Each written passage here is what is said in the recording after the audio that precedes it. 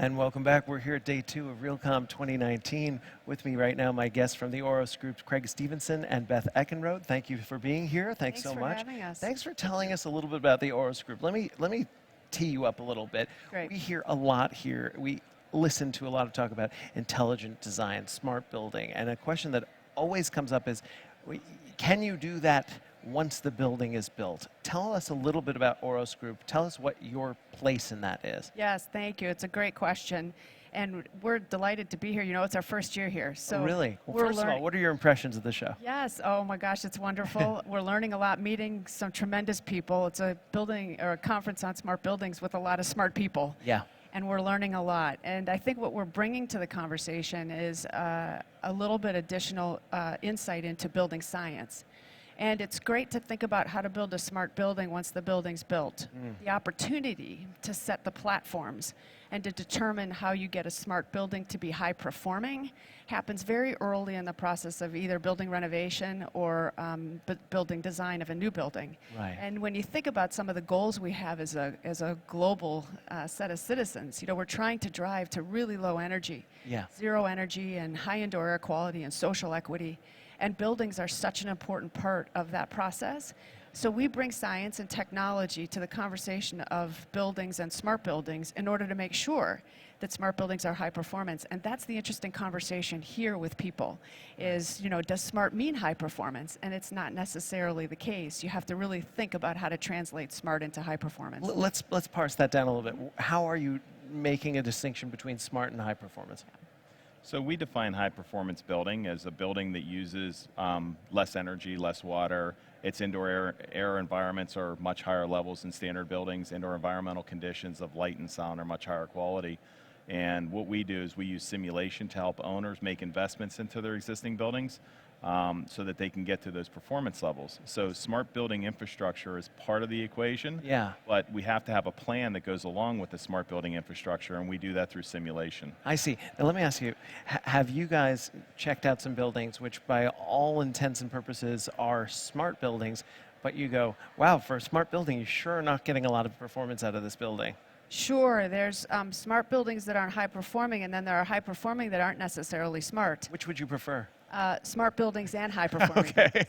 So, I mean, really, because that's where the opportunity is. It's where the money is, for sure. And owners of buildings will appreciate that, you know, if you can get a building to its theoretical optimum performance in terms of energy and indoor air quality, and you can layer over technology to now make it the building all your occupants want to be in, now all of a sudden you've kind of hit triple jeopardy. Sure. So that's what we're gunning for. You almost need smart building infrastructure to continue to operate the building in high performance because buildings tend to drift. Yeah. If we don't have feedback loops on the targets and the key performance indicators that the owners are setting, then there's no way to know if the buildings are performing at the levels that they invested in. And that's really what we try to do, is we try to layer in high performance building strategies to build to meet the goals and objectives set by our owners using smart building infrastructure and technology to continue to operate the buildings as invested in. Terrific. Let me ask you, is there a particular building in the last year or couple of years that you point to and you go, we really helped sort of lead this building toward both high performance but also optimization of the intelligent design? Yeah, you know, we're super impressed with the work Edge Technologies has done on the Edge building. That is very impressive, and they're really, I think, leading the pack in smart and how to begin to think about high performance and smart. Right. But then again, you know, we also have a project we worked on in Pittsburgh that's an old, almost 100-year-old church. Oh, wow. And it's called East Liberty Presbyterian Church. And it was never smart. Sure. And it's very smart now. In fact, Really? it just received an award as the first cathedral built to really high indoor air quality standards in the world. Really? The Reset Air Standard. And we're really proud and impressed that even an old building that is all stone can be high performing. It can be very low energy and very high indoor air quality and set a standard that is super unique. Now, there are people out there who would like to move in the direction you're talking about.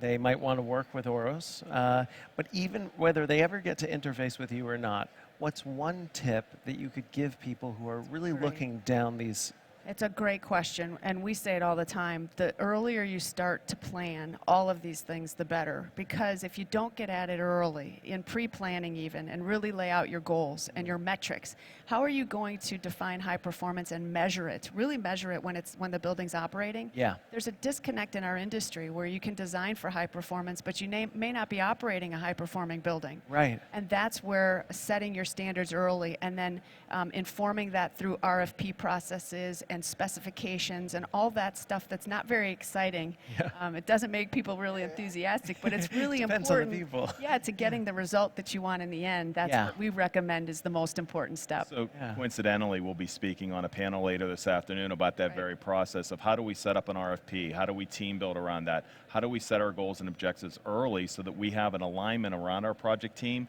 to basically deliver a building that performs and it's smart? Yeah. That's how an owner wins. Let me ask you one last question. Someone is out there, they're thinking, this all sounds so good, but they've got the typical objection, but I can't because. What would you say to that person?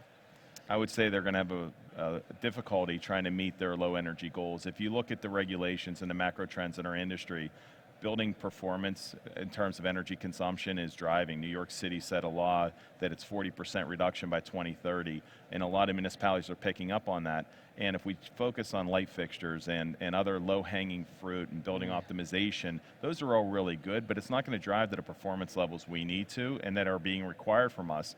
So if you're going to want to really change your building consumption profile and your indoor environmental conditions, you need a plan, and you need to develop that plan as early as possible. And I'll just say one thing that the biggest objection we hear is I can't afford it. Right. And what we say from a building science standpoint is if you do it right and you plan early, it doesn't cost any more money to build a high-performing building than it does to build a very traditional code-based, not high-performing building. Is that really true? That is absolutely true. You have to get at it early, and you have to plan early.